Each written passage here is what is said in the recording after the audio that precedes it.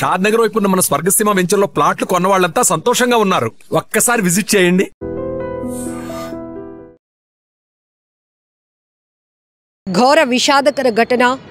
భారీ వర్షాల వల్ల పాఠశాల భవనం కూలి 7గురు దుర్మరణం చెందినటువంటి విషాదకర వార్త ప్రతి ఒక్కరిని కలవరపాటుకు గురి చేస్తోంది. రాజస్థాన్లోని ఝలావర్లో పీప్ లోధి ప్రభుత్వ పాఠశాలలో ఈ దుర్ఘటన జరిగింది.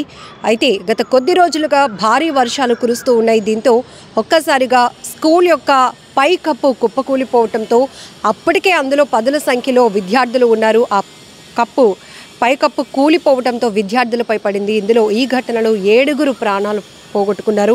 పిల్లలు ఆ శిథిలాల కింద ఇరుక్కున్నటువంటి పిల్లలను రెస్క్యూ చేసి కొంతమందిని బయటకు తీసి హాస్పిటల్కి అయితే తరలించడం జరిగింది. గంటల కొలది అందులో చిక్కుకున్నటువంటి విద్యార్థుల కోసం, సిబ్బంది కోసం రెస్క్యూ కొనసాగింది. ముమ్మరంగా అక్కడ సహాయక చర్యలు కొనసాగాయి. కానీ ఎంత బాధాకరమైన విషయం, భారీ వర్షాలు, అకాల వర్షాలు, ఫ్లాష్ ఫ్లడ్స్ మనం చూస్తూ ఉన్నాం. ఎందుకంటే వాతావరణ పరిస్థితులు ప్రతికూలంగా ఉంటున్నాయి. ఏ సీజన్లో ఆ సీజన్ మనం ఫీల్ కాలేకపోతున్నాం. తీవ్రమైన ఎండలు ఉన్న పరిస్థితుల్లో కూడా ఒక్కసారిగా అల్పపీడనాలు ఏర్పడటం వల్ల భారీ వర్షాలు కురుస్తున్న పరిస్థితులు కూడా మనం దేశవ్యాప్తంగా చూస్తూ ఉన్నాం. కొన్ని రాష్ట్రాల్లో, కొన్ని ప్రాంతాల్లో అయితే ఇది ఊరేనా అని గుర్తించలేనంతగా జలమయమవుతున్నటువంటి పరిస్థితి, పూర్తి జల దిగ్బంధంలో చిక్కుకుంటున్నటువంటి గ్రామాలను కూడా చూస్తున్నాం. ఈ నేపథ్యంలోనే భారీ వర్షాల వల్ల ఇప్పటికే నిర్మాణంలో ఉన్నటువంటి భవంతులు కుప్పకూలిపోతూ ఉండటం, శిథిలావస్థకు చేరుకుంటున్నటువంటి నిర్మాణాలు కూలిపోవటం వల్ల ఎంతోమంది ప్రాణాలు పోగొట్టుకుంటున్నటువంటి పరిస్థితులు, దుర్ఘటనలు కూడా మనం చూస్తూనే ఉన్నాం.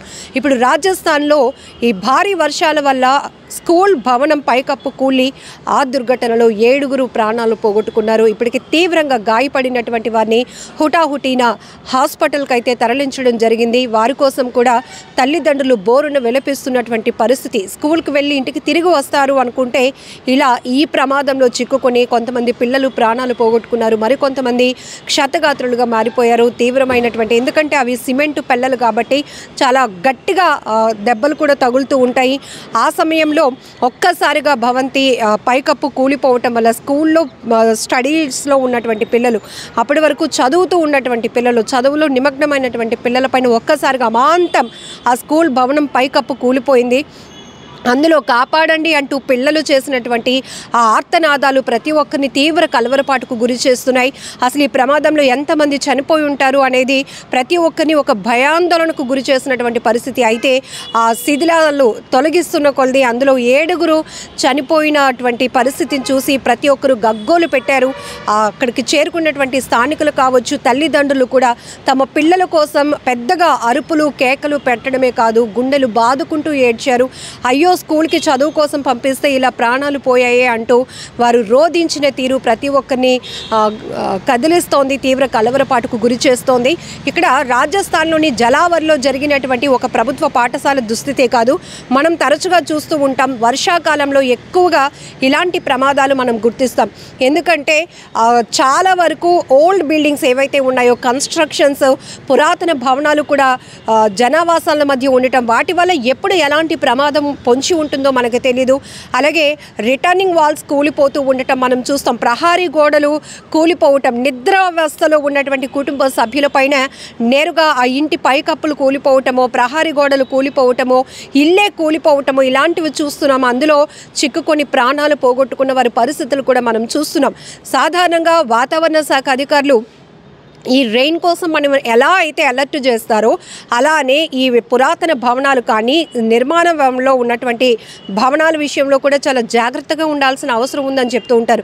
ఎందుకంటే రోజుల తరబడి బలమైన ఈదురు గాలులతో ఫోర్స్ఫుల్గా విండ్ ఫోర్స్ ఉంటుంది. దాంతోపాటు చాలా బలమైన భారీ వర్షాలు కూడా ఎక్కువ శాతం చూస్తూ ఉన్నాం.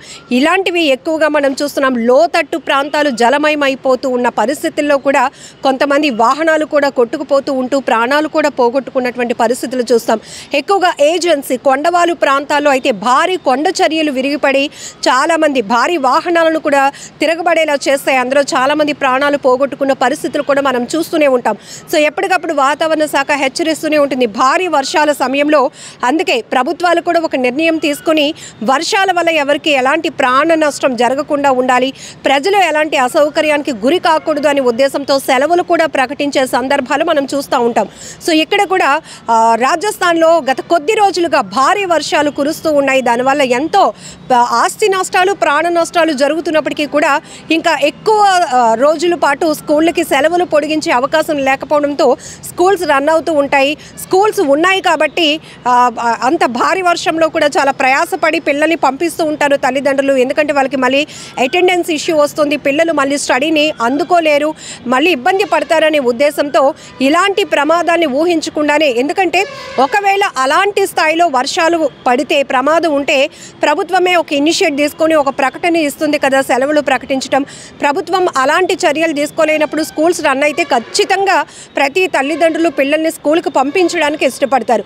ఇక్కడ కూడా భారీ నష్టం, 7 ప్రాణాలు పోగొట్టుకున్నారు అంటే నిర్లక్ష్యానికి అనేక కారణాలు మనం విశ్లేషించుకోవచ్చు. కానీ అంత భారీ వర్షాల్లో ఈ స్కూల్ భవనాలు ఏవైతే ఉంటాయో ఈ నిర్మాణాలు పరిస్థితి కూడా మనం ఒక్కసారి గమనించుకోవాల్సిన అవసరం ఉంది. ఇప్పటికే చాలా వరకు ఏళ్ల తరబడి ఉన్నటువంటి భవనాలు శిథిలావస్థకి కుప్పకూలిపోవడానికి సిద్ధంగా ఉన్న భవనాల్లో కూడా నివసించడానికి ప్రజలు కూడా వెనకడుగా వేయరు. ఎందుకంటే వాళ్ళకి చాలా కన్వీనియంట్గా ఉందని ఫీల్ అవుతారు. కానీ ఇలాంటి ప్రమాదాలు జరిగినప్పుడు ప్రాణాలు పోతూ ఉంటాయి. సో ఈవెన్ ఒక ప్రాంతం అని కాదు, అనేక చోట్ల మనం వర్షాకాలంలో ఎక్కువ శాతం భారీ వర్షాలు కురుస్తున్న ప్రాంతాల్లో ఈ విషాదకర వార్తలు వింటూనే ఉంటాం. ఎక్కువగా వరదలను తలపిస్తున్నటువంటి చెరువులు, నదుల్ని తలపిస్తున్నటువంటి ప్రాంతాలను కూడా మనం చూస్తున్నాం.